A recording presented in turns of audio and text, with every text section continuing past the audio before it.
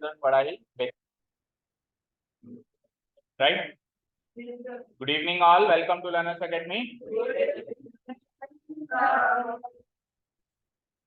जिनकी जितनी तेज आवाज है उतना ही कम रिजल्ट है उनका इस बार। जैसे कि चर्चित, जैसे कि कृतिका, जैसे कि विधि। क्या हुआ विधि इस बार?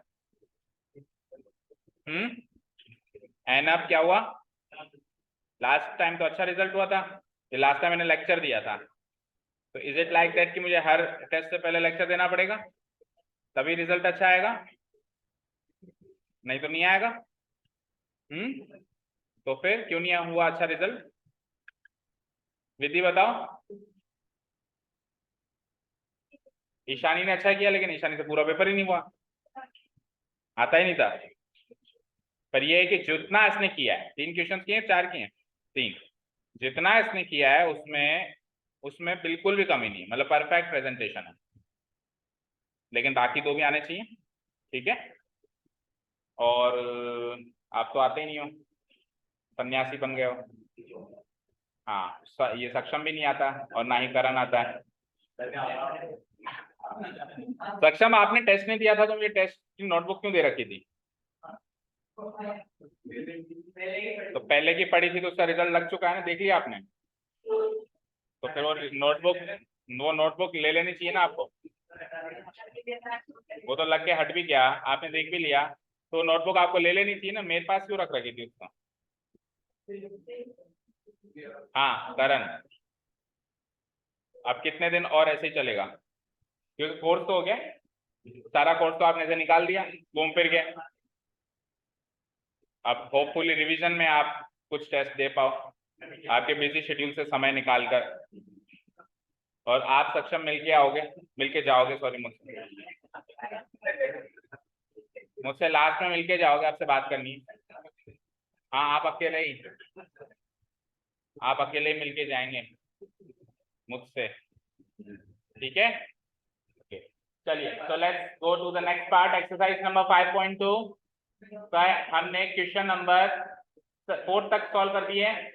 nth term of an AP, the concept is nth term of an AP, और पूरी एक्सरसाइज एक ही फॉर्मूले के इर्द गिर्द घूम रही है। The formula is an equal to a plus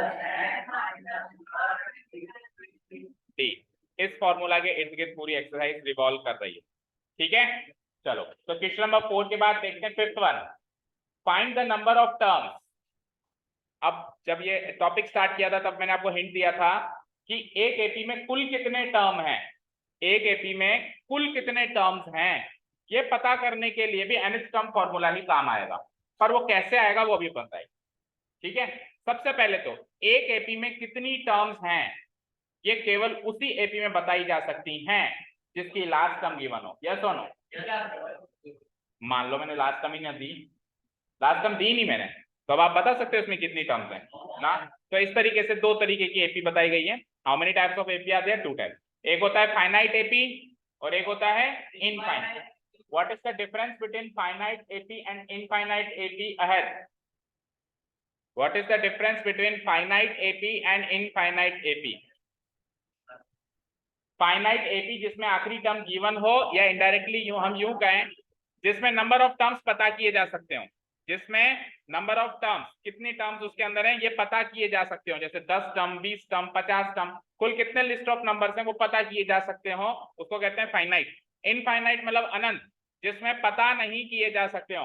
for example, अगर मैं ये लास्ट टर्म हटा दूं यहाँ से और डॉट डॉट डॉट पे इसको खत्म कर दूं, तो अब आगे कितनी टर्म्स की एपी है हमको नहीं पता है, इनफाइनाइट है। प्लस मुझसे कोई पूछे बताओ कितनी टर्म्स है तो नहीं बता सकते, पूछे कोई आखिरी टर्म बताओ तो नहीं बता सकते, तो इसलिए ये हो जाएगी इनफाइनाइट एपी, ठीक है। तो घूम फिर के वापस वहीं चलते हैं। नंबर ऑफ टर्म्स हम उसी एपी की बता सकते हैं जिसमें आखिरी टर्म या तो पता हो या पता की जा सकती हो। तो अभी तो पता है दोनों वाली एपी में, दोनों पार्ट्स में हमको आखिरी टर्म पता है, बोलो 205 है और उसमें -47 है, तो आखिरी टर्म पता है। तो ये हिंट है कि we can find the number of term. अब कैसे? फॉर्मूला वो यूज करना है, nth term formula. The formula is an equal to a plus n minus 1 into d. अब ध्यान से सुनिएगा कैसे, ध्यान से सुनिएगा, मयंक मुझे जवाब दो। लेट अस से मेरे पास एक एपी है, मेरे पास एक एपी है, पहली टर्म, दूसरी टर्म, तीसरी टर्म, चौथी टर्म, पांचवी टर्म, छठी टर्म। ठीक है, अब सपोज करो मैंने यहाँ पे कोई भी टर्म रख दी, जैसे मैंने रख दी 10,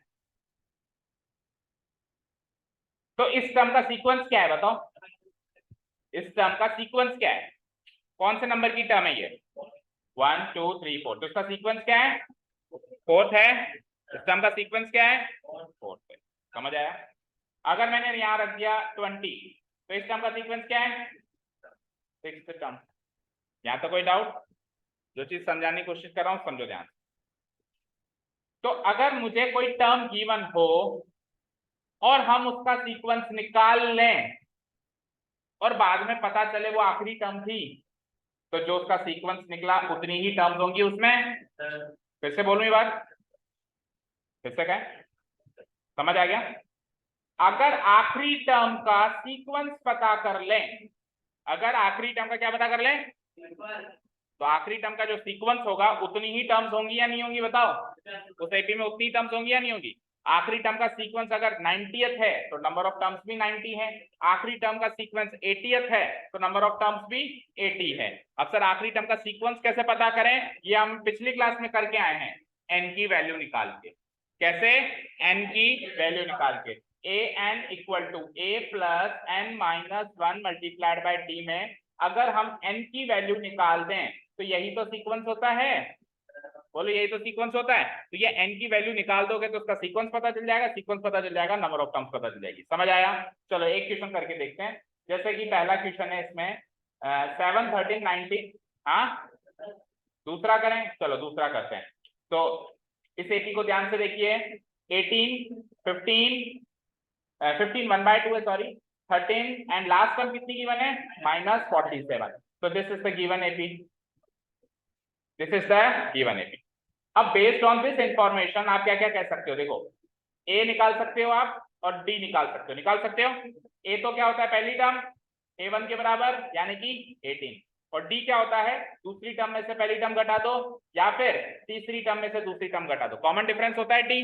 तो कैसे भी निकाल सकते हो, गैप देखना होता है इनका। तो हम डिफरेंस निकालेंगे दूसरी टर्म में से पहली टर्म को घटा के। दैट मींस 15 1/2 को आप सॉल्व करके लिख सकते हो। 15 2 जा 30, 30 1/2, तो उसको हम 31/2 काउंट करते हैं। तो दूसरी टर्म यानी a2, पहली टर्म यानी a1, तो दूसरी टर्म क्या है बताओ? 31/2 माइनस पहली टर्म क्या है बोलो? 18। करो उसको सॉल्व, 2 LCM 31, 18 2 जा 36, क्या बचा? तो डी क्लियर हो गया और ए क्लियर हो गया। हो गया?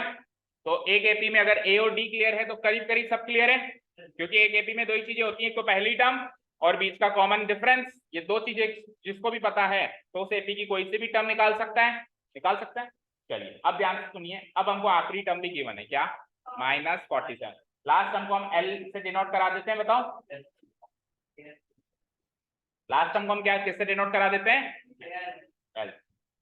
अब हमारा काम है इस आखिरी टर्म का सीक्वेंस पता करना, इस आखिरी टर्म का सीक्वेंस, या फिर यूं कहूं ये कौन से नंबर पे आती है ये पता करना। ये 20वें नंबर पे आती है कि 50वें नंबर पे आती है कि 100th नंबर पे आती है, ये पता करना हमारा काम है। क्योंकि ये जिस भी नंबर पे आती है उतनी ही टर्म्स होंगी उस एपी में। अब ये कैसे पता करते हैं कि कौन सी टर्म किस सीक्वेंस पे आती है? ये पता करने के लिए हम उस टर्म को ए एन से कंपेयर कर देते हैं। किससे कंपेयर कर देते हैं? जिस भी टर्म की सीक्वेंस पता करनी हो उस टर्म को ए एन के बराबर रख दो, सिंपल सा लॉजिक। जिस भी टर्म की सीक्वेंस पता करनी हो क्या कर दो? उसको ए एन से बराबर कर दो, ए एन के इक्वेट कर दो। ठीक है, तो ए एन से मैं आखिरी टर्म को इक्वेट कर दूं, बोलो। तो ए एन इक्वल टू आखिरी टर्म क्या है बताओ? -47।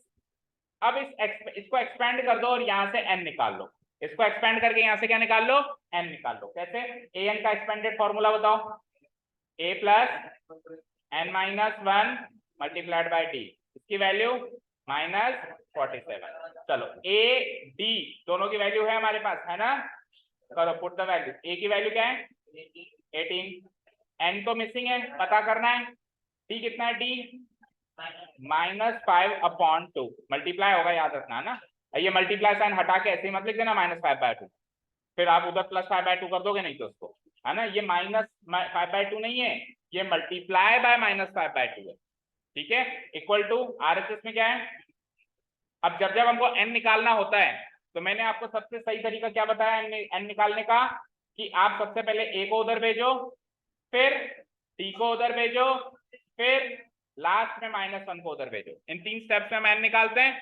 चलो सबसे पहले किसको भेजें, a को, यानी 18 को उधर भेज दूंगा, तो 18 यानी कि इधर बचेगा n-1 मल्टीप्लाइड बाय -5/2, उधर ऑलरेडी -47 है, और 18 उधर जाके -18 हो जाएगा, और -47 और -18 सॉल्व करो कितना आएगा, 65, माइनस का 65 आ जाएगा, ठीक है।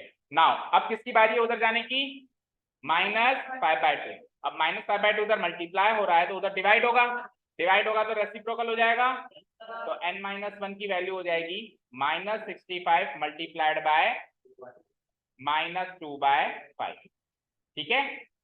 ऐसे हो जाएगा, -5/2 का रेसिप्रोकल -2/5, ठीक है, और मल्टीप्लाई कर दो, तो 5 से 1 टाइम और 5 से -13 टाइम, और -13 इंटू -2 इज +26। अब आखिरी में -1 को उधर भेज दो तो n की वैल्यू हो जाएगी 26 + 1 27, यानी आखिरी टर्म जो है 27वें नंबर पे है। कौन से नंबर पे है, पहली टर्म, दूसरी टर्म, तीसरी टर्म, फिर बीच में डॉट डॉट डॉट लगा हुआ है कुछ एक टर्म्स, और ऐसे करते करते आखिरी टर्म 27वें नंबर पे है। तो आखिरी टर्म का अगर सीक्वेंस 27वां है तो कुल टर्म्स भी 27 हो जाएंगी। इस तरीके से किसी भी एपी की टोटल नंबर ऑफ टर्म्स निकाली जाती हैं। कैसे, आखिरी टर्म का सीक्वेंस पता करके, और सीक्वेंस पता करने के लिए हम उसको an से इक्वेट कर देते हैं। केवल आखिरी टर्म को नहीं, किसी भी टर्म का सीक्वेंस पता करना हो, बीच में भी कोई टर्म रखी हुई है इसका सीक्वेंस पता करना हो तो an से इक्वेट कर दो। अब यहाँ तो पर्टिकुलरली हमको टर्म का सीक्वेंस आखिरी टर्म का ही पता करना है, तो मैंने -47 को an से इक्वेट कर दिया।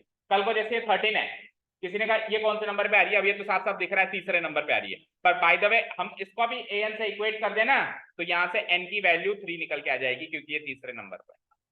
समझ आया, अभी n की वैल्यू क्या निकल गई, 27, दैट मीन्स ये 27वें नंबर पे है, दैट मीन्स ये a27 है, दैट मीन्स ये क्या है, हमने इसको an माना था, n की वैल्यू 27 आई, दैट मीन्स ये a27 है, और a27 का मतलब क्या होता है 27 का। सारी बातें क्लियर है, ठीक है। फिर हम क्या लिखेंगे यहाँ पे, तो the last term 47, the last term 47 -47 is the 27th term of the AP. आखिरी टर्म जो है -47 वो इस एपी की 27वीं टर्म है ना, है कि नहीं है, क्योंकि हमने n की वैल्यू 27 निकाली है of the AP. So total number of terms in the AP is 27. Total number of terms in the AP is 27. हो जाएगा एक दूसरा वाला पार्ट, निकाल लोगे टोटल नंबर ऑफ टर्म्स। अब शॉर्टकट फटाफट से मोरल ऑफ द स्टोरी याद करो, टोटल नंबर ऑफ टर्म्स चाहिए, आखिरी टर्म को n से इक्वेट करना है, सिंपल सा लॉजिक। आखिरी टर्म को n से इक्वेट करके n निकालना है, आखिरी टर्म को an से इक्वेट करना है और n निकालना है। कोई कहे आखिरी टर्म ही नहीं है, भूल जा, टोटल नंबर ऑफ टर्म्स निकल नहीं सकती। कोई कहे मेरे पास आखिरी टर्म ही नहीं है, तो फिर भूल जा, टोटल नंबर ऑफ टर्म्स निकल ही नहीं सकती, आखिरी टर्म चाहिए ही चाहिए। उसको an से इक्वेट करो, n की वैल्यू निकालो, उतनी ही टर्म्स उसमें होंगी। चलें नेक्स्ट क्वेश्चन पे चलें, बोलो एनी डाउट, बोलो नहीं। चलो क्वेश्चन नंबर 3 वाला ऊपर हुआ नहीं, 3 का 4 हुआ नहीं, तो आते क्यों नहीं पूछा। 3 का 4 2 टर्म्स गिवन है, बाकी टर्म्स निकालनी है हमको। तो कौन कौन सी टर्म गिवन है, एक तो पहली टर्म और एक 6th टर्म, एक तो पहली टर्म और एक, पहली टर्म को a1 कहते हो, कितना है -4, और छठी टर्म को a6 कहते हो, कितना है 6। डन, a1 को एक्सपेंड करेंगे तो ओनली a मिलेगा, क्योंकि पहली टर्म के पास कोई भी d नहीं होता, तो a की वैल्यू क्लियर हो गई -4, इक्वेशन 1, ठीक है। और a6 को एक्सपेंड करोगे तो a तो मिलेगा ही मिलेगा, 5d भी मिलेंगे, a + 5d इक्वल टू कितना हो गया 6, इक्वेशन 2। इन दोनों इक्वेशन को सॉल्व करके a और d निकालना है, तो ए की वैल्यू -4 को सीधे यहीं पुटअप कर दो, ए की वैल्यू -4 को यहाँ पुटअप करो, तो क्या होगा -4 + 5d = 6। बोलो ऐसे सॉल्व किया था उधर, तो फिर आगे क्या गलती हुई? a + 5d में गलती कर दी। यहाँ क्या लिखा आपने? हाँ 5d -4 उधर जाएगा तो 6 + 4 10, तो d की वैल्यू 2, तो सॉरी 5 से डिवाइड करके 2। तो a तो पहले ही क्लियर हो गया था, d अभी क्लियर हो गया। अब जो चाहे निकाल लो, जैसे आपको क्या चाहिए a2, फिर क्या चाहिए आपको a3, फिर क्या चाहिए आपको a4, फिर क्या चाहिए आपको a5। a2 को क्या लिखोगे a + d, a3 को क्या लिखोगे a + 2d, इसको क्या लिखोगे a + 3d, इसको क्या लिखोगे a + 4d। चारों ही टर्म्स में a और d की वैल्यू पुटअप करो, a की वैल्यू -4 पुटअप करो, d की वैल्यू 2 पुटअप करो चारों में, तो ये चारों टर्म्स आ जाएंगे। ठीक है, चले नेक्स्ट क्वेश्चन पे अभी। ओके, अभी कौन से क्वेश्चन पे आ गए हम? 6th question of the exercise. Let's see. Check whether -150 is a term of the AP this. अब ये इंपॉर्टेंट क्वेश्चन है, एग्जाम पॉइंट ऑफ व्यू से ये एक इंपॉर्टेंट क्वेश्चन। करो mark. Check whether -150 is a term of a given AP. Question समझ में आया? क्या मतलब है क्वेश्चन का?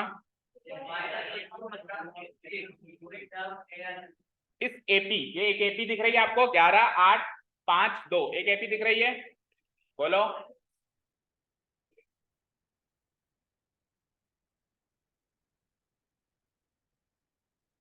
एक एपी दिख रही है करण, कहां दिख रही है? हो रही, बोल के बताएंगे। माइनस वाली ये एपी है 11, 8, 5, 2, ये एपी है। मैंग एपी क्या होती है? लिस्ट ऑफ नंबर्स जिसमें कॉमन डिफरेंस सेम हो। तो 11 से 8 -3, 8 से 5 अगेन -3, 5 से 2 अगेन -3, कॉमन डिफरेंस सेम है, तो ये एक एपी है या नहीं है? और इनफाइनाइट एपी है क्योंकि आखिरी टर्म गिवन नहीं है। ठीक है, इस एपी में से चलते जाओ, जैसे -3 -3 -3 और -3 कर दो तो अगली टर्म क्या आ जाएगी? -1, और कर दो तो -4, और कर दो तो -1, ऐसे चलते जाएंगे हम। तो चलते चलते चलते चलते कहीं ना कहीं किसी ना किसी मोड पे -150 मिलेगा या नहीं मिलेगा, ये चेक करके बताना है। -150 मिलेगा या नहीं मिलेगा, चेक करके बताना है। अब कोई कहे कि सर माइनस होते तो जा रहे, मिलेगा क्यों नहीं मिलेगा? बट ऐसा भी तो हो सकता है कि -150 ना मिले, -149 मिल जाए, और उसके बाद -3 करके -152 मिल जाए, हो सकता है ना? बोलो, -149 मिले एक टर्म के रूप में, एंड देन -3 और कर दूं तो -152 मिल जाए, बीच में -150 मिले ही ना, ऐसा भी तो हो सकता है। और हो सकता है मिल भी जाए, तो यही तो चेक करके बताना है कि इसकी किसी न किसी पोजीशन पे ये एक टर्म के रूप में मौजूद है या नहीं है। ठीक है, क्लियर है, समझ आया? अब कैसे हम चेक करें? तो एक तरीका तो होगा गधा स्टाइल, -3 -3 करके देख लो कि -150 आया नहीं आया। अब क्या होगा, ये तो चलो छोटा सा बनेगा, एक या दो लाइन में आप -150 तक पहुंच भी जाओगे, लेकिन मान लो कल को मैं -1500 कह दूं, और मैं कल को -1.5 लाख भी कह दूं, और मेरी बुक तो खत्म थोड़ा होती है, मैं तो माइनस का 3,57,000 भी कह दूं, अरब भी कह दूं, तो फिर आप चलते जाओगे क्या -3 करके? Not possible. So there must be some authentic way. हमारे पास कुछ स्मार्ट तरीका होना चाहिए चेक करने का कि इसकी टर्म है या नहीं। अब तरीका सुनो, इस टर्म की सीक्वेंस निकालो, जिसको चेक करना है उसकी क्या निकालो, और सीक्वेंस निकालने का तरीका भी अभी पिछले क्वेश्चन में मैंने बताया, ए एन से इक्वेट करो। सीक्वेंस निकालने का तरीका, इस टर्म को किससे इक्वेट करो? ए एन से। ए एन से इक्वेट करके एन की वैल्यू निकालो, जैसे पिछले क्वेश्चन में निकाली। जो भी एन की वैल्यू होगी वही इसकी सीक्वेंस होगी, तो इस तरीके से इसका सीक्वेंस निकालो। अगर इसका सीक्वेंस एक परफेक्ट नेचुरल नंबर निकलता है, जैसे 10, 20, 15, 18, 19 कुछ भी, तब तो ये इसकी टर्म है। जैसे मान लो सीक्वेंस निकला 18, दैट मींस ये 18वीं टर्म है। सपोज करो सीक्वेंस निकला 20, दैट मींस ये 20वीं टर्म है। 20वीं टर्म है तो है ना, फिर टर्म है ना। पूछा तो ये क्या था ना कि इसकी टर्म है या नहीं है, तो जब आंसर आ रहा है कि हाँ सर 20वीं टर्म है, दैट मींस उसकी टर्म है।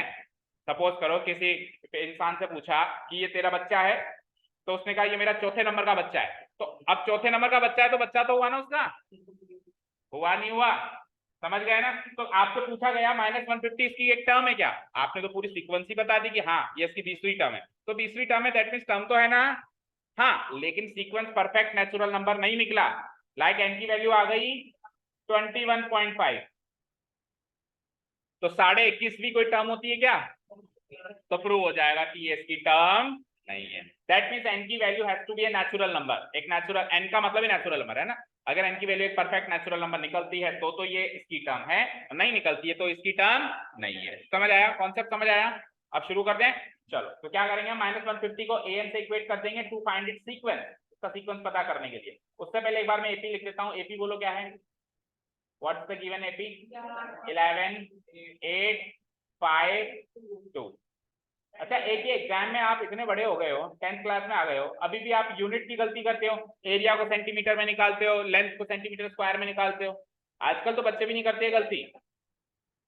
ये यूनिट की गलतियां भी 10th क्लास में करोगे क्या, और हर पेपर में मैं वो गलतियां निकालता हूं आपकी, फिर भी नहीं सुधरते। मतलब एक ही बच्चे के पिछली शीट सर्किल्स और ये सर्किल्स और इसके बाद वाला जो अभी ये टॉपिक हुआ है, दोनों में एरिया का जिक्र हुआ है ना। तो मैंने एक ही बच्चे की उधर गलतियां निकाल रखी, वही गलती अगले टेस्ट पेपर में करी हुई है। मतलब आप क्या गजा के देखते भी नहीं हो क्या भाई सर ने कुछ किया है मेरी टेस्ट कॉपी में कि नहीं किया है? कौन कौन देखता है बताओ? मनन आप नहीं देखते हैं? अच्छा, आप पहले देखोगे कि बाकी सब देखते हैं फिर मैं देखूं? तो मैं तो अच्छी अच्छी बातें लिखता हूँ उसमें, जाके पढ़नी होती है कि मेरी क्या क्या गलतियां हुई। बहुत सारी चीजें लिखता हूँ, जैसा जैसा मुझे फील होता है, तो उनको आपको सुधारना है, उन सारी चीजों को आपको सुधारना है। और ये जो अननेसेसरी कमेंट्स लिखते हो एक दूसरे की नोटबुक्स में, इनको थोड़ा कम करो। हाँ, एक दूसरे पे उंगली मत उठाओ, सारे एक जैसे हो, एक ही थाली के चट्टे बट्टे हो, तो थोड़ा कम करो। थोड़ा सा हम बस इतना लिखें कि सामने वाले को पता चल जाए कि हाँ उसकी गलती क्या है, उसको धिक्कारना नहीं है, उसको उसकी नजरों में नहीं गिराना ऐसे कमेंट्स लिख के, ठीक है। आपको बस इतना लिखना है कि हाँ आपको जो फील हुआ, पर इसका मतलब ये नहीं है कि बहुत ही बड़ा चढ़ा के पता नहीं हम क्या करें, रेडियस इतनी है तो हम क्या करें।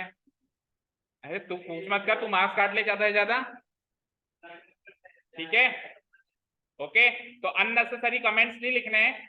क्यों नहीं लिखने हैं बेटा, इसलिए नहीं लिखने हैं, चलो एज ए क्लास तो हमको कोई फर्क नहीं पड़ेगा, आप सब लोग आपस में फ्रेंड्स हो, कोई किसी का बुरा नहीं मानता, and I am proud of this कि आप आपस में इस बात पे झगड़ते भी नहीं हो। भाई एक दूसरे की नोटबुक में इतना लिखते हैं तो हाथापाई हो जाए, पर चलो नहीं, अच्छी बात है कि वो फ्रेंडली नेचर है। बट क्या होता है कि हमारी नोटबुक कई बार कोई आउटसाइडर भी देख लेता है, होता है, तो उससे हमारे इंस्टीट्यूट की थोड़ी सी रेपुटेशन डाउन होती है कि बच्चे क्या करते हैं, पढ़ाई करने जाते हैं क्या काम करने जाते हैं। चर्चित सोगानी साइन किया हुआ है वहां पे, ठीक है। और वो जो वो ऐसे स्माइलीज बनाते हो, तो ये तो साफ साफ पता चल जाता है कि है ना, ऐसे सर तो ऐसे स्माइलीज नहीं बनाएंगे, ठीक है। तो थोड़ा सा कम करो भाई, थोड़ा सा कम करो, ओके। हाँ, अब ये तो सर नहीं बनाएंगे, हाँ किसने भी बनाया, ठीक है। तो नेक्स्ट टेस्ट पेपर से मुझे ये सब कुछ नहीं मिलना चाहिए आपकी नोटबुक्स में, ओके। सीधा बैठ भाई। हाँ जी, AP 11 8 5 2 and so on, this is the given AP। अब इस AP, जैसे ही AP दिखाई दे, जैसे ही AP दिखाई दे, अगली फुर्सत में पहला काम करना होता है A और D निकालना। जैसे ही AP दिखाई दे, पहला काम क्या करना होता है, A और D निकालना। तो A कैसे निकालते हैं, N अब बताओ, और D कैसे निकालते हैं? A मतलब पहली टर्म और D मतलब इनका गैप, कॉमन डिफरेंस, कैसे निकालेंगे? तो A A1 के बराबर होगा, पहली टर्म के बराबर होगा, A1 A2 A3, और ये A2 माइनस A1 से भी निकल सकता है, A3 माइनस A2 से भी निकल सकता है, A4 माइनस A3 से भी निकल सकता है, किसी भी एक ऑप्शन से आप D निकाल सकते हो। तो मोस्ट प्रोबेबल ऑप्शन क्या होता है कि A2 माइनस A1 निकाल लें, समझ आया? तो पहला काम होता है A और D निकालना, ओके। तो let's find A and D। तो A1 तो हो गया मेरा 11, और A2 माइनस A1 यानी 8 माइनस 11 गिव्स मी माइनस का, ठीक है। अब कई बार क्या होता है, एपी पढ़ते साथ साथ पता चल जाता है, सर ये रही ना पहली टर्म, और ये -3 हो रहा है, पता है मुझे, लेकिन हम ऐसे ऐसे कैजुअली नहीं लिख सकते कि पहली टर्म ये हो गई और -3 हो रहा है। हमको ऐसे ऑथेंटिक तरीके से A और D निकालना है हर एक क्वेश्चन, ओके, ठीक है ना। प्रेजेंटेशन भी करना जरूरी है। चलो जी इतना हो गया। अब एओडी आ गया, तो हम हमको -150 को चेक करना है कि वो किस कोई ना कोई टर्म है या नहीं है। तो हम क्या करेंगे, ए एन से उस -150 को कंपेयर करेंगे और एन की वैल्यू निकालेंगे। ठीक है ना, हम क्या लाइन लिखेंगे, now let us compare a n with -150 to find the sequence of to find its sequence to find its sequence पता करने के लिए हम ये काम। चलो ए एन का फॉर्मूला एक्सपेंड कर दो फटाफट। A plus equal to -150। तो इसमें ए और डी की वैल्यू है हमारे पास, just put the value 11 plus n तो पता करना है, सीक्वेंस है वो, डी क्या है, तो वो -3 है, तो ऐसा मत लिख देना -3, ये डी से मल्टीप्लाई हो रहा है, डी से क्या हो रहा है मल्टीप्लाई, तो आपको भी क्या लिखना है मल्टीप्लाई -3। ठीक है, -150, क्योंकि अगर आपने इसको -3 लिख दिया तो 110% आप अगली स्टेप में उधर जाके इसको +3 कर देंगे, करेंगे ही करेंगे। इधर -3 है तो आपको थोड़ा ना याद आएगा कि मल्टीप्लाई हो रहा था, जबकि ये आप ब्रैकेट भी लगा दो तो भी उधर जाके +3 लिखोगे आप, अगर मल्टीप्लाई साइन नहीं लगाओगे तो भी। ठीक है, तो मल्टीप्लाई साइन जरूर लगाना है। और हमेशा याद रखना, हम a इंटू बी को ए बी लिख देते हैं, लेकिन हम 3 इंटू 5 को 35 नहीं लिख सकते भैया। तो नंबर्स की दुनिया में गुणा का साइन जहां लगना है वहां लगना है, आप खा नहीं सकते उस साइन को। लेटर्स की दुनिया में आप खा सकते हो।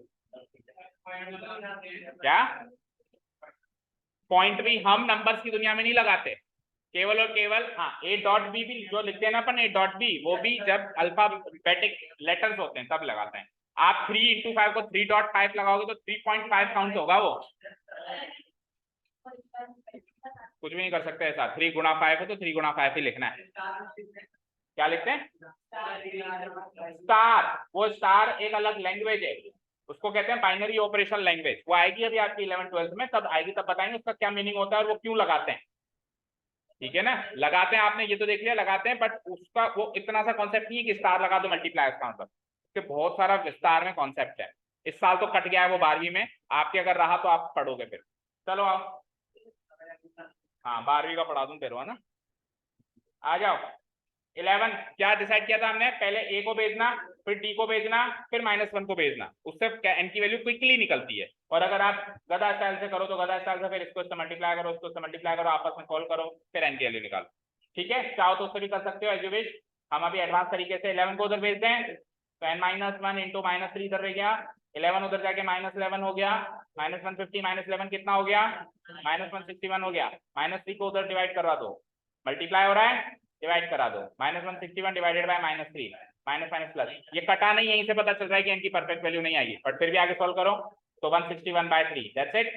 नहीं कटा नहीं है तो एन की वैल्यू क्या आएगी, -1 उधर जाके +1, तो 161/3 +1, सॉल्व करो, 3 LCM 161 प्लस 3 1 जा 3, 3 1 जा 3, so it comes out to be 164/3। Solve करने की कोशिश करो, 3 5 जा 15, then 3 4 जा 12, 2/3। तो ये नेचुरल नंबर नहीं है ना, ये एक नेचुरल नंबर नहीं है। 54 2/3 नंबर वाली टर्म है, यानी 54वीं टर्म और 55वीं टर्म के बीच में कहीं आएगा, अगर आएगा तो -150। एग्जैक्ट 54वें नंबर पे या 55वें नंबर पे तो नहीं आ सकता, तो बीच वाली टर्म थोड़ी ना किसी एपी में कोई मायने रखती है। तो हम क्या कहेंगे, हम एक क्लोजिंग स्टेटमेंट लिखेंगे कि here the sequence of the term, the sequence of the term -150 is 54 2/3, which is not a natural number। sequence हमेशा नेचुरल नंबर में आना चाहिए, which is not a natural number। hence फिर क्वेश्चन में से लिख देंगे, hence -150 is not a term of the given AP। ये क्लोजिंग स्टेटमेंट हो जाएगा। ठीक है, hence -150 is not a, और मान लो अगर एक नेचुरल नंबर आ जाता तो मैं क्या लिखता, yes -150 is a term of the given AP, और फिर सीक्वेंस भी बताता at this number, at 23rd term या at 25th, जो भी आता। समझ गए क्या, चले आगे। तो चेक करने का तरीका भी समझ गए। इस एक्सरसाइज में जितने भी क्वेश्चन पूछे जा रहे हैं हर तरीके के क्वेश्चन सॉल्व तो एएन वाले फॉर्मूले से ही होंगे। कैसे नंबर ऑफ टर्म्स निकाला हमने, कैसे चेक करना सीखा। चले आगे next question number 7। Find the 31st term of the AP whose 11th term is this, 16th term is this। मुझे बताओ जीविका एंड लीजा क्या डिस्कशन चल रहा है? Anything important? No, nothing is important. Okay देखो, आप इस क्वेश्चन को और इस क्वेश्चन को देखो, क्या फर्क है दोनों। ये पांचवा क्वेश्चन या इन पांचों में से कोई भी एक उठा लो, जैसे मैंने पांचों उठा लिया, और जो अभी हम कर रहे हैं सॉल्व, इन दोनों में क्या कुछ डिफरेंस है क्या? बस वो रफली लिखा हुआ है या लैंग्वेज में लिखा हुआ है। इस क्वेश्चन का मतलब क्या है? दूसरी टर्म ये है, छठी टर्म ये है, पहली तीसरी चौथी पांचवी निकालो, ये मतलब है इस क्वेश्चन का। इस क्वेश्चन का मतलब क्या है? 31वीं टर्म निकालो, 11वीं है, 12वीं वो है, तो उसमें भी दो टर्म गिवन है, इसमें भी दो टर्म गिवन है। उल्टा ये तो छोटा है, इसमें तो एक ही पूछी, उसमें तो चार पूछी, इसमें तो एक ही पूछी बस 31। तो सेम टू सेम उसी लॉजिक से हो जाएगा। एक एपी की कोई भी दो टर्म्स दे दो, इसकी कोई भी बची टर्म निकाल सकते हो। कैसे? दो टर्म्स से दो इक्वेशन बनेगी, दो इक्वेशन से एओडी सॉल्व होगा, और एक बार एओडी सॉल्व हुआ then you can find anything of the given AP. ठीक है, चलो कैसे, फटाफट से शॉर्ट में करो इसको। कौन कौन सी टर्म गिवन है बोलो, बोलो। 11th टर्म्स नहीं, 11th term, 11th and 16th term.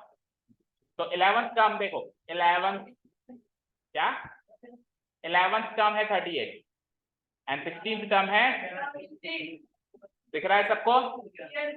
तो 11th टर्म को हम मैथमेटिकली एपी की भाषा में A11 कहेंगे, जो कि 38, एंड 16th टर्म को हम एपी की भाषा में A16 कहेंगे, जो कि है 73। नाउ एक्सपेंड A11, A11 को एक्सपेंड करेंगे तो what do you, A plus 10, तो उसकी वैल्यू क्या हो गई? तो ये इक्वेशन नंबर 1 हो गई, एंड A16 को एक्सपेंड करेंगे तो इक्वल टू 73 हो गई, और ये इक्वेशन नंबर 2 हो गई। अब पहली दूसरी इक्वेशन को आपस में सॉल्व कर दें तो एओडी निकल जाएगा। Linear equation in two variables का क्वेश्चन बन गया थर्ड चैप्टर का, जिसमें एक्स और वाई वेरिएबल में दो इक्वेशंस मिलती थी और उनको सॉल्व करना होता। अभी ए और डी में दो इक्वेशंस मिल गई, इनको सॉल्व करना है। कैसे सॉल्व करेंगे? एलिमिनेशन मेथड से कर दें। Let's say this is equation 1, equation 2, तो 2 में से 1 को घटा दूं, इक्वेशन 2 माइनस इक्वेशन 1, तो a minus A cancel out, eliminate हो गया a, तो 15d में से 10d गया तो 5d इक्वल टू 73 में से 38 करो माइनस 35, तो d की वैल्यू आ जाएगी यहाँ से 7।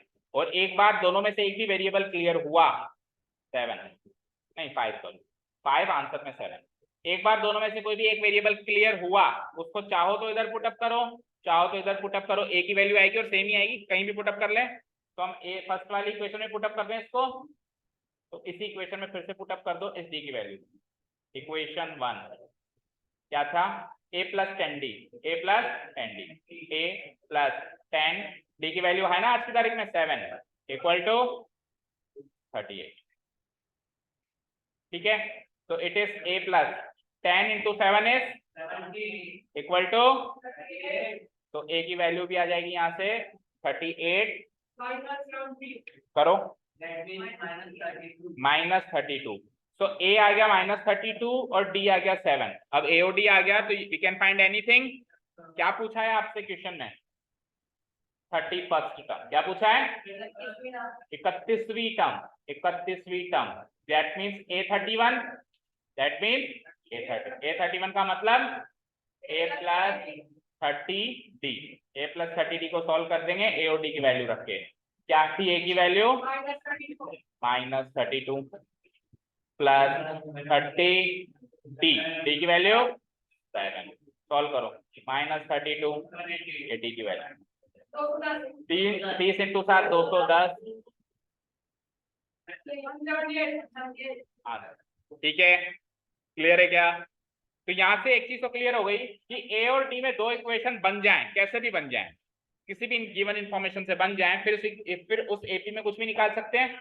क्योंकि दो इक्वेशन बन गई तो एओडी की वैल्यू आ जाएगी, एओडी की वैल्यू आ जाएगी तो 31वीं टर्म 32वीं टर्म जो भी टर्म हो पूछे हम निकाल सकते। चले नेक्स्ट, चले नेक्स्ट क्वेश्चन पे। हाँ हाँ पूछो, क्या कर रहा है बार बार?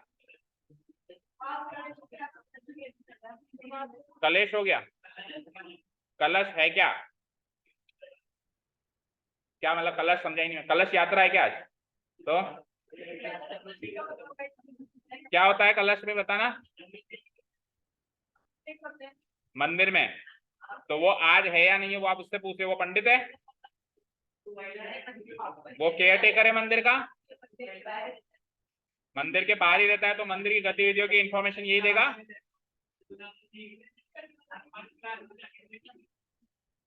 चलो इधर देखो, फालतू की बातें मत करो यहाँ पे। तेरे को जाना है कलश में तो तू जाके पूछ लो। हाँ जी देखो, क्वेश्चन नंबर 8, क्वेश्चन नंबर 8 देखो, ये 8 9 10 ये यहाँ तक आ जाओ, 11th तक बिल्कुल सरल से क्वेश्चन है, जो भी हमने अभी डिस्कस किया है इन्हीं की लैंग्वेज घूम फिर के आ रही है। फिर 12th से डिफरेंट सीरीज शुरू हो जाती है, तो ये 4 क्वेश्चन जल्दी से देख सकते हैं अपन 10 मिनट में, है ना। आ जाओ। An AP consist of 50 terms, एक एपी में 50 टर्म्स है। कितनी है? Total 50 terms. तीसरी टर्म ये है, आखिरी टर्म ये है।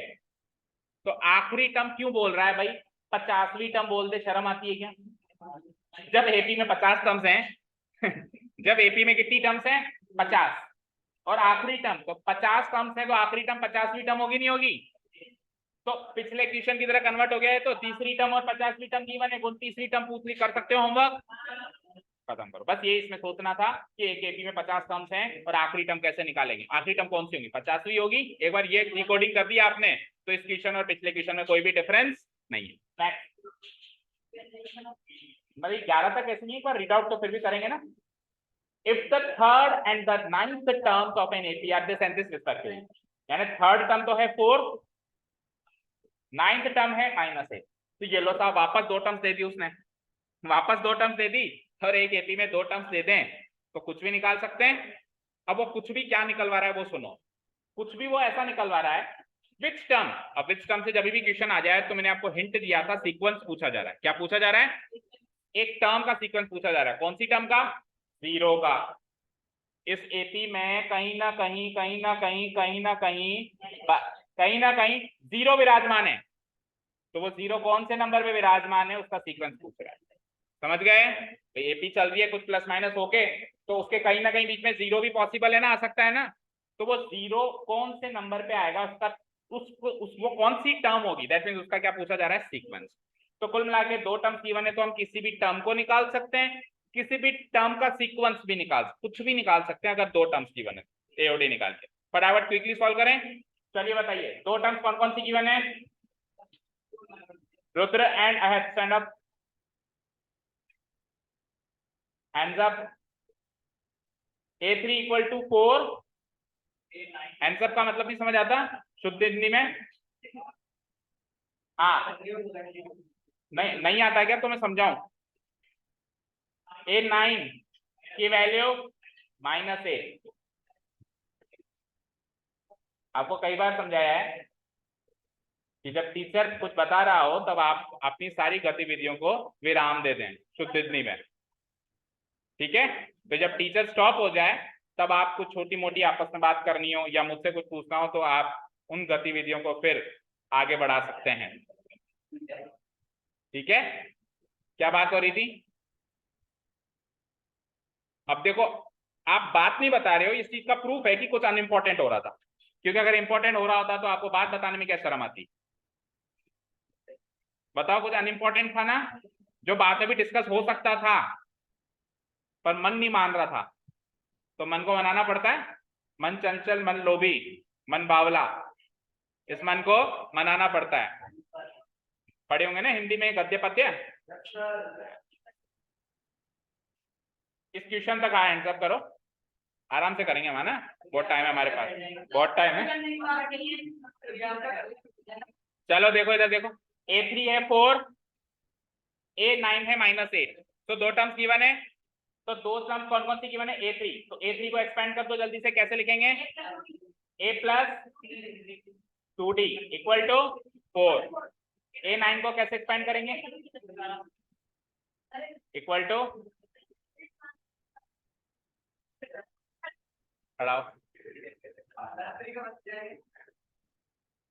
कान में पेपर डाल रहे, कुछ भी करेगा तू अब।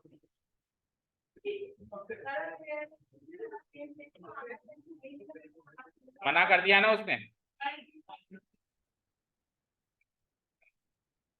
खड़ा हो, मतलब हैंड्स अप कर ले तू भी। हाँ जी, a plus 2d equal to 4 and a plus 8d equal to -8। तो दोनों इक्वेशंस को सॉल्व करते हैं हम। बस ऐसे एक दूसरे के बारे में बता दिया करो, खौफ बना रहेगा। अगली बार कोई आपसे कुछ बोलने के या कोई छेड़खानी करने की हिम्मत नहीं करेगा कि यार ये तो सर को बता देता है। ज्यादा ज्यादा ऐसे बोलेगा चुगलखोर, तो सुन लेना, फिर बता देना मुझे। Equation 1 equation 2 okay. तो एलिमिनेशन मेथड पहले की तरह माइनस कर दूं मैं इसमें से इसको, अब बातें नहीं। Equation 2 minus equation gives me, तो 2 - 1 करेंगे तो a - a cancel out. 8d में से 2d गया तो 6d, और -8 - 4 -12, तो यहां से d क्लियर हो गया -2। -12/6 गिव्स मी। अब इस -2d को या तो यहाँ पुटअप कर दो या यहाँ, बोलो कहाँ पुटअप करूं? फर्स्ट, ठीक है। तो इक्वेशन 1 में अगेन इसको मैंने पुटअप किया। इक्वेशन 1 क्या थी? a plus 2d, a plus 2 into d की वैल्यू -2 इक्वल टू 4। तो it gives me a 2 into -2 -4 equal to 4। तो a की वैल्यू 4 + 4 गिव्स मी 8। तो a क्लियर, d क्लियर, सब कुछ क्लियर। अब क्वेश्चन क्या है? ये तो एक तरीके से हमने जो गिवन इंफॉर्मेशन थी उसको प्रोसेस किया है। अब क्वेश्चन, उसका सवाल सुनो। उसका सवाल पिछले 2 क्वेश्चंस में तो उसका सवाल ये था कि 30वें नंबर की टर्म निकालो, 25वें नंबर की टर्म निकालो, 38वें नंबर की टर्म निकालो। पर इस बार उसका सवाल ये नहीं है, इस बार टर्म तो वो खुद दे रहा है, उसका सीक्वेंस पूछ रहा है। समझ गए? देखो 2 क्वेश्चन बन सकते हैं ना। जैसे 20वें नंबर की टर्म निकालो, तो 20वें नंबर की टर्म आ गई 50 तो उल्टा क्वेश्चन क्या बनेगा? 50 कौन से नंबर की टर्म है? 20वें नंबर की टर्म है। तो उल्टा क्वेश्चन है, टर्म खुद दे रहा है 0 और उस 0 का सीक्वेंस पूछ रहा है कौन से नंबर पे आएगी। तो जिस भी टर्म का सीक्वेंस पूछे उसको an से इक्वेट करते हैं हम।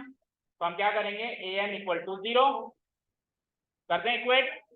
चलो जी, an का फॉर्मूला एक्सपेंड कर दो और यहां से n की वैल्यू निकाल दो। an का formula a plus -1 into d equal to 0। तो a और d तो क्लियर हो गया ना। a कितना है? 8 प्लस n -1, d कितना है? Equal to 0। पहले 8 को उधर भेज दो, -8, 0 -8 -8, फिर -2 को डिवाइड करा दो, तो -2 से -8 4 टाइम्स डिवाइड हो जाएगा। फिर -1 को उधर जाके +1 करवा दो, 5। यानी इस एपी में 5वें नंबर पे 0 भाई साहब पधारेंगे, 5th टर्म। ठीक है। अच्छा, अब 5वीं टर्म है, तो 5वीं टर्म तो हम अंगुलियों पर भी काउंट कर सकते हैं। तो देखो क्रॉस वेरीफाई करते हैं कि 5वीं टर्म पे 0 आता है कि नहीं आता है। आता है। एपी का है? एपी नहीं है। एपी हमारे पास ए और डी तो हम बना सकते हैं ना। बोलो ए क्या है? ए क्या है? 8। तो पहली टर्म 8, फिर डी क्या है? -2 -2, तो 8 - 2 6, -2 4 -2 2 -2 0। चेक करो 5वें नंबर पे A5 नंबर पे 0 आया नहीं आया? तो क्रॉस वेरीफाई हो गया। समझ आया? इसका क्लोजिंग स्टेटमेंट हम ऐसे लिखेंगे, या तो हम ऐसे लिख देंगे कि so the sequence of the term, so the sequence of the term 0 in the given AP is Mayank ji यहाँ पे प्रेजेंटेशन पे भी ध्यान दे नहीं रहे हो आप, और आपके प्रेजेंटेशन तो माशाल्लाह इतने शानदार होते हैं टेस्ट के अंदर। और आपको लगता है कि आपकी गलत फहमी है, पता नहीं क्या, कि आपको लगता है कि आपको बिना प्रेजेंटेशन के मार्क्स मिल जाएंगे। बहुत बड़ी गलतफहमी में हो। जब मार्क्स नहीं मिलेंगे ना, पछताते हुए बाहर आओगे ना, फिर याद आएगी। तो कोई चीज नहीं आती है तो वो प्रॉब्लम नहीं है, लेकिन हम सीखना नहीं चाहते, ये प्रॉब्लम है। हम सीखना ही नहीं चाहते। इधर सर प्रेजेंटेशन के कुछ बता रहे लाइन्स कैसे बनाते हैं, इंग्लिश की क्लास में आना नहीं है, वहां सीखना नहीं है, यहाँ देखना नहीं है। हिंदी हमारी मातृभाषा है बस, है ना। तो the sequence of the term zero in the given AP is what fifth. देखो अगर इतना ही प्यार है ना तो हिंदी मीडियम स्कूल में पढ़ो, फिर उसने हिम्मत भी करो, पढ़ना भी इंग्लिश मीडियम में और फिर भाषण भी देना हिंदी हमारी मातृभाषा है। ये दोगले काम मत किया क्या। अगर आप इंग्लिश मीडियम स्कूल में पढ़ रहे हो तो फिर आपको इंग्लिश सीखनी पड़ेगी, फिर आप ये कह के पीछे नहीं हट सकते कि साहब हिंदी हमारी मातृभाषा है। इतनी नहीं सिखाते, आपके पेपर्स तो हिंदी में होंगे, या गणित में ये लाइन तो हिंदी में लिखनी होगी। इंग्लिश एज ए सब्जेक्ट ही होगा ना, बाकी सारे सब्जेक्ट तो हिंदी में ही चलेंगे। कंपल्सन तो नहीं होगा। अभी यहाँ पे मैथ्स भी इंग्लिश में पढ़नी पड़ रही है, ये कंपल्सन तो नहीं होगा। ठीक है, तो देशभक्त अगर बनने का जुनून है तो पढ़ो हिंदी मीडियम स्कूल में, वहां तो फिर हमारी इमेज ना डाउन हो जाए, है ना। आ जाइए, क्वेश्चन नंबर 9 किया ना अभी हमने, 10th, एक 10th और करेंगे फिर बाकी कल। बोला है क्या भवेन ऐसे?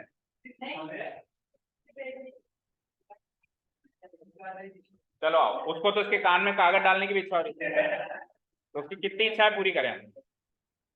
चलिए आइए, question number 10, the 17th term of an AP exceeds. Exceed का मतलब होता है ज्यादा होना, एक्सीड का मतलब क्या होता है, ज्यादा होना या बड़ा होना। तो एक एपी की 17वीं नंबर की टर्म उसी एपी की 10वीं नंबर की टर्म से 7 बड़ी है, 7 बड़ी है, मतलब उसमें से इसको माइनस कर दूं तो 7 आ जाएगा।